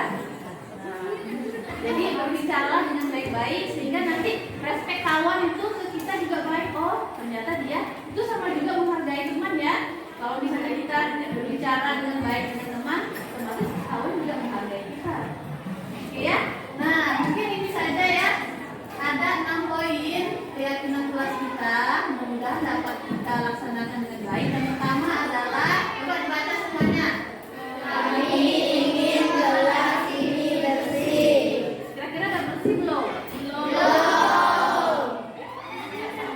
Nah, hasil apa ya? Ya sekitar, oh iya botol. Dua boleh. Berarti sekitar 75% lah ya. Yang kedua, baca lagi. Tepat waktu datang sekolah. Kira-kira di kelas 7C udah tepat waktu? Belum. Siapa bisa terlambat? Cigo.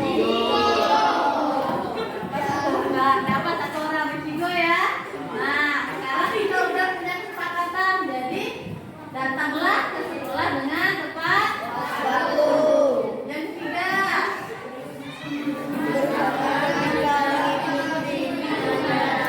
bersemangat ketika mengikuti pembelajaran. Nah, kira-kira masih ada yang lesu nggak kalau misalnya mengikuti pelajaran? Enggak. Ada pasti. Apalagi di jam-jam terakhir kan? Nah, yang ngantuk. Apa sih? Memanilis apa? Untuk mengantisipasi bahwa itu tidak ngantuk, pertama boleh ke belakang izin sama gurunya cuci muka, boleh, tidak apa-apa. Sekarang yang keempat, menghormati sesama. Ya, menghormati sesama udah dilakukan belum? Udah. Nah, itu ya anak-anak kita semua ya. Yang kelima,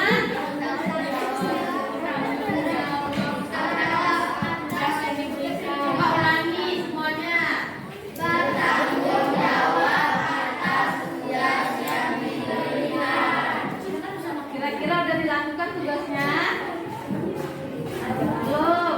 Nah, berarti ini kurang ya. Sepertinya kalau suaranya agak kecil memang kurang. Berarti ini perlu kita sepakati tanggung jawab. Karena ibu lihat memang, apalagi ini kan kalian baru kan di kelas ini kan. Jadi memang tanggung jawab itu memang perlu. Yang terakhir adalah dan dilakukan. Kenapa? Apa? Ah? Iya, katanya keceplosan. Bu, bisa keceplosan Bu. Ya itulah ya. Namanya kebiasaan itu memang susah, tapi harus kita lakukan karena untuk berbuat baik itu memang susah dong. Memang susah, tapi kalau sudah kita melakukan sekali berbuat baik, nanti kalian akan ketagihan. Oh iya ya, ternyata berbuat baik itu enak ya. Pertama tidak banyak disakiti sama orang. Biarkan deh orang bisa mengapa. Jadi kita tetap berbuat baik dan tetap baik ya. Mungkin itu saja yang dapat ibu sampaikan untuk memotivasi kelas kita. Semoga kedepannya nanti dalam 1 tahun ke depan kita dapat melaksanakan keyakinan kelas ini dengan sebaik-baiknya.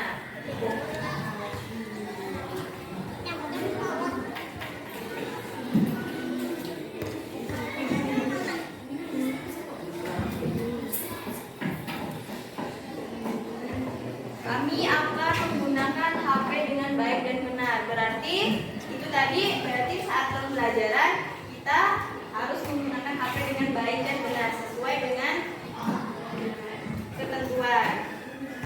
Kemudian yang keempat ini ada saya mau kita bekerja sama di kelas supaya menjadi baik.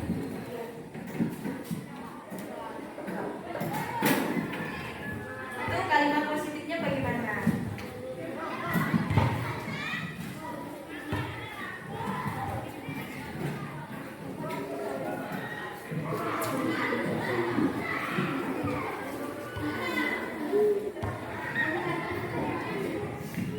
Kalimatnya itu tadi, saya mau kita bisa bekerja sama di kelas supaya menjadi baik. Bekerja sama supaya kita tuh bisa mencapai suatu tujuan dengan baik. Nanti kita harus saling bekerja sama. Itu kalimat positifnya gimana?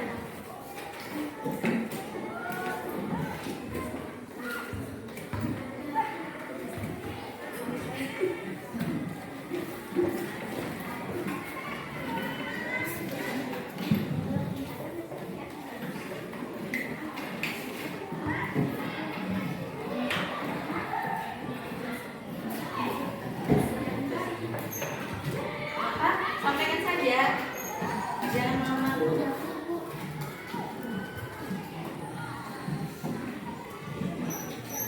Apa tadi? Selalu bekerja sama dengan teman.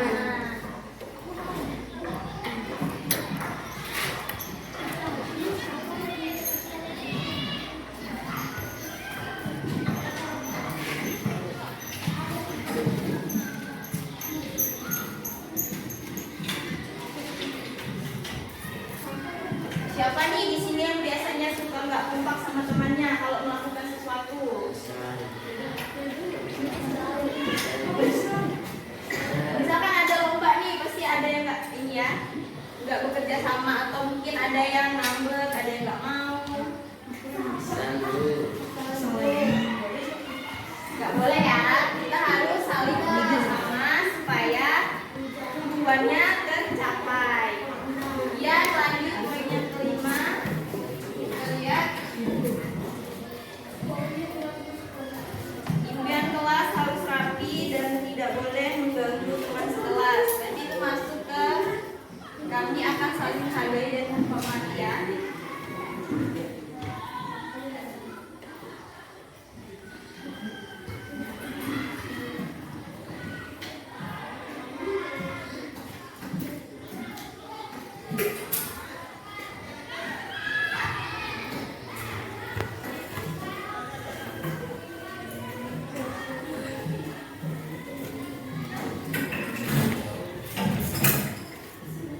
Di sini banyak kelas yang nyaman, tenang, dan rapi. Berarti ini masuk ke poin yang kedua, yaitu kami akan saling menjaga kebersihan.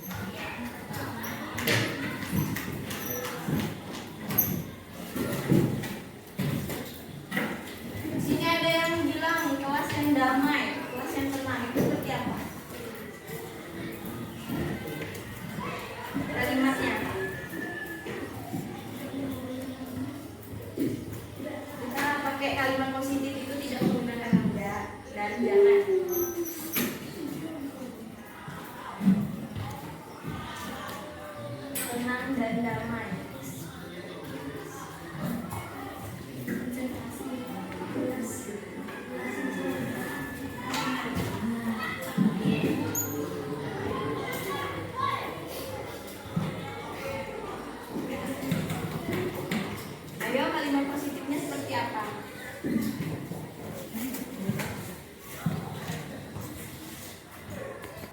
Apa kalimat positifnya tadi?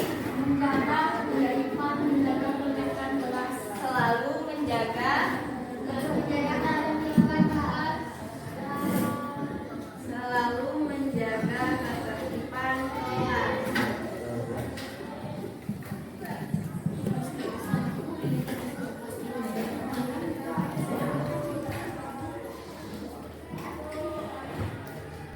Ya, sama sudah kita sepakati. Di sini ada 6 poin. Jadi kita baca sama-sama. Yang pertama, kami akan saling menghargai dan menghormati. Poin yang kedua, kami akan saling menjaga kebersihan. Yang ketiga, kami akan menggunakan HP dengan baik dan benar. Dan yang keempat, selalu bersama dan aman. Yang kelima, selalu menjaga kebersihan kelas. Yang keenam, buang sampah pada tempatnya. Nah, itu tadi kesepakatan kelas ya. Berarti nanti kita akan selalu saling menghargai dan menghormati. Kemudian saling menjaga kebersihan. Kami akan menggunakan HP dengan baik dan benar. Lalu bekerja sama dengan teman, menjaga ketertiban kelas dan buanglah sampah pada tempatnya. Nanti kalau misalkan ada yang melanggar, berarti akan mendapatkan konsekuensinya. Sekian kesepakatan kita. Semoga nanti dapat berjalan dengan baik. Kalian senang, ibu pun senang. Terima kasih ya.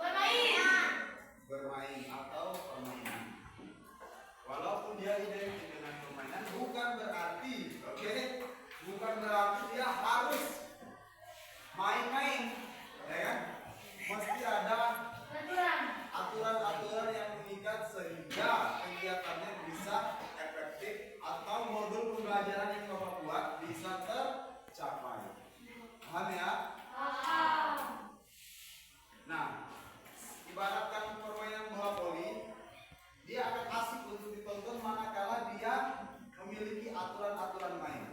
Ya, kalau udah ada aturan-aturan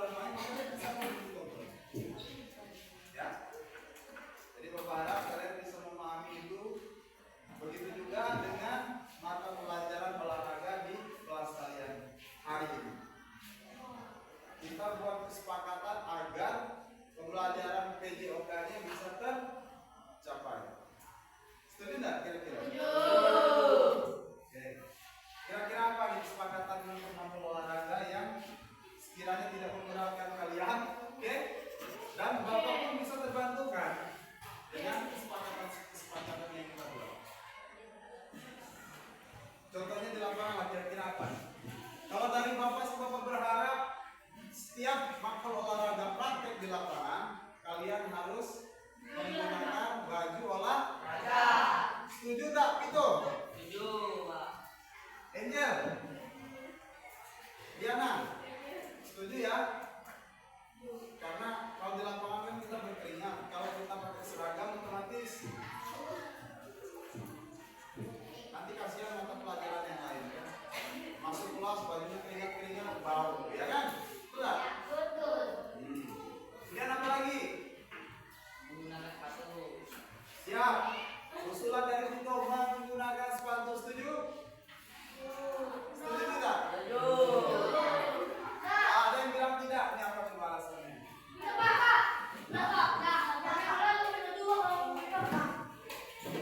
Ya, alasannya main bola dan pakai sepatu lebih enak. Mau main profesional pakai sepatu tidak?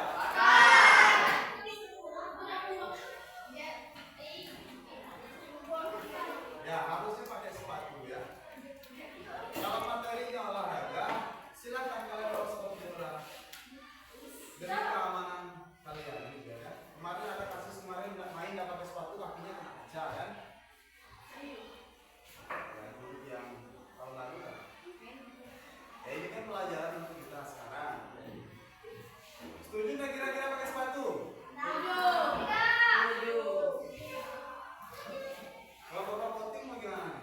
Kayak gimana yang lebih setuju?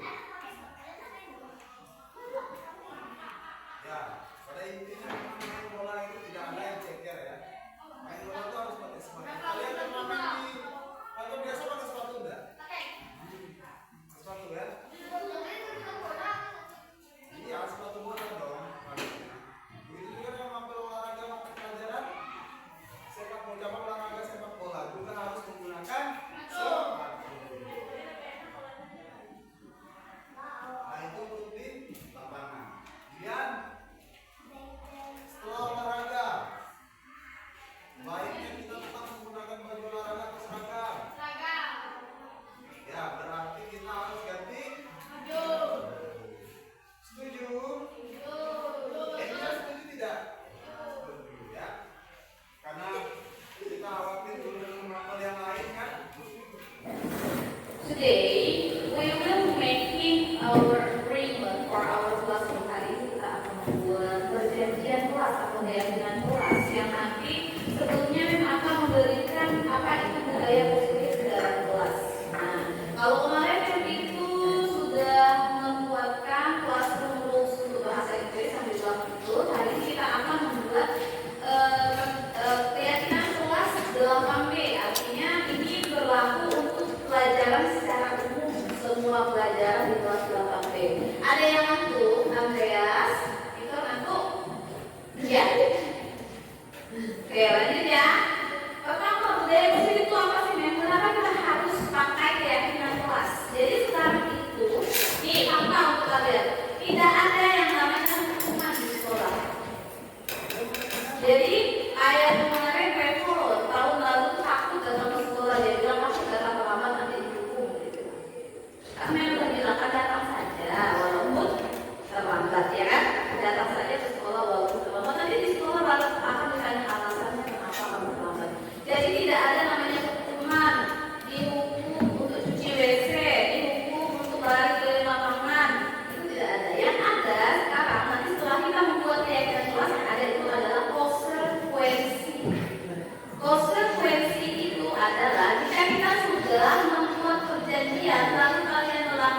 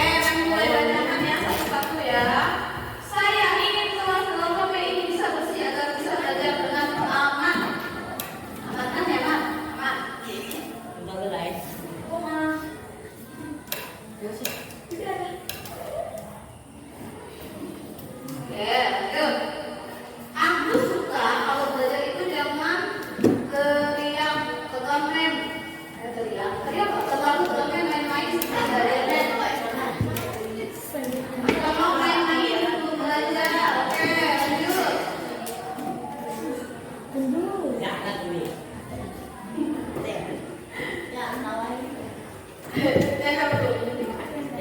yang lucu-lucu nih. Yang pertama, saya ingin kelas bersih dan enak kelas dilihat. Oke, 1. Ini kebersihan. Jadi bisa lihat nanti ada berapa yang pengen kebersihan. Oke, lanjut. Aku, mama, nggak suka kalau ada yang telat masuk. Tuh, nggak suka kalau ada yang telat masuk ya. Berarti kalau telat masuk itu apa? Tertib dan disiplin.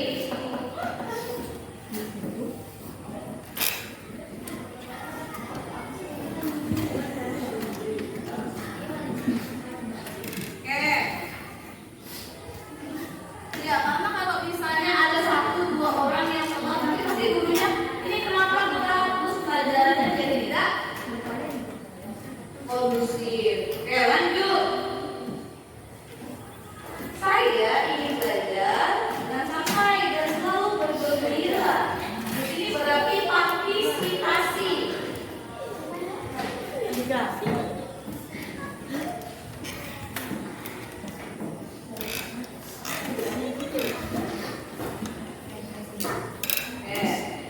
lanjut.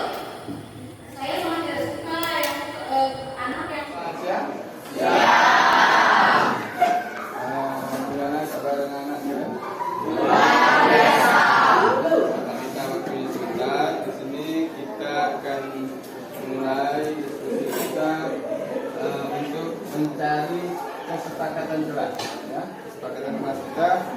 Nanti biar kelas kita itu menjadi pertama lebih nyaman, lebih ada kebersamaan ya. Nanti di sini Bapak minta kesepakatan kelas kita diskusikan bersama.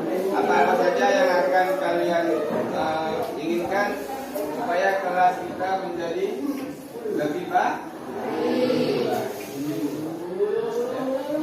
Oke, nanti Bapak bagikan kertasnya. Kalian boleh tulis kesepakatan kelas untuk kelas kita. Jadi kalian tulis apa saja yang akan menjadi poin-poin kesepakatan kelas. Bisa ya? Bisa kita mulai? Nah, ini Bapak bagikan satu orang satu, siapkan poinnya. Jadi tulis kesepakatan kita sama-sama. Kalau kita sudah buat keyakinan kelas, berarti kita juga akan menjaganya secara benar. Kita mulai dari sana dulu. Dari sana dulu. Ya,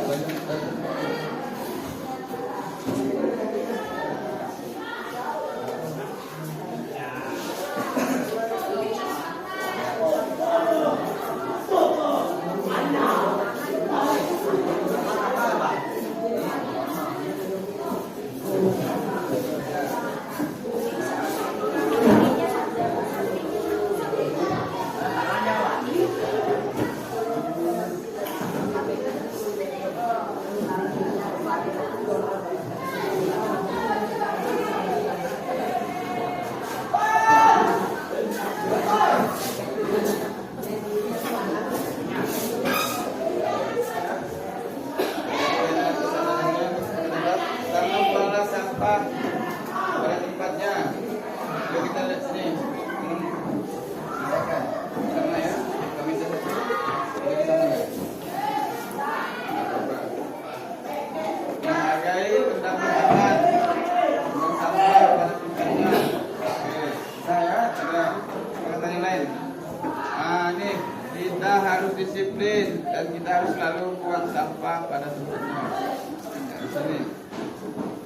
Karena ada perkataan yang kedua ya, menjaga kebersihan kelas, melaksanakan piket kelas sesuai jadwal, anti bully, welcome sesama teman-teman. Nah ya, jadi harus sesama teman harus welcome, menghargai, selamat datang, kalian boleh silakan, ya.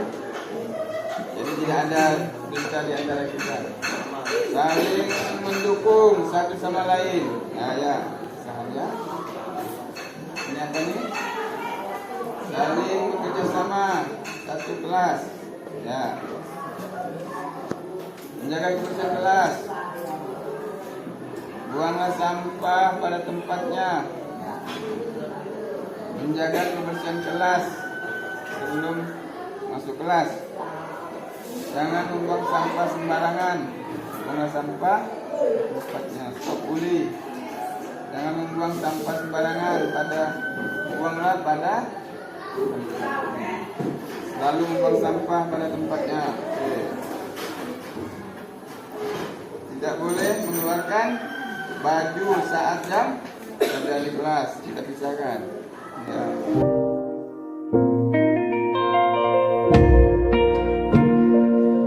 Selamat pagi, Kakak. Tahu kenapa Ibu manggil kalian ke sini? Kenapa? Karena kita bersalah kenapa? Tadi tuh Bu dia ngolok-ngolok aku, dia bilang dia pulang, inilah. Terus aku marah Bu. Kakak, gimana? Nggak ada Bu yang robek buku. Ini bukunya. Kenapa Kakak robek? Salah Bu, dia habis dia duluan atau aku juga. Kakak, sadar kalau udah itu ngolok-ngolok kayak bulan nih? Marah sama aku. Oh, seperti itu. Jadi sebenarnya bagus apa enggak kalau tindakan seperti ini di kelas? Enggak. Jadi seharusnya bagaimana?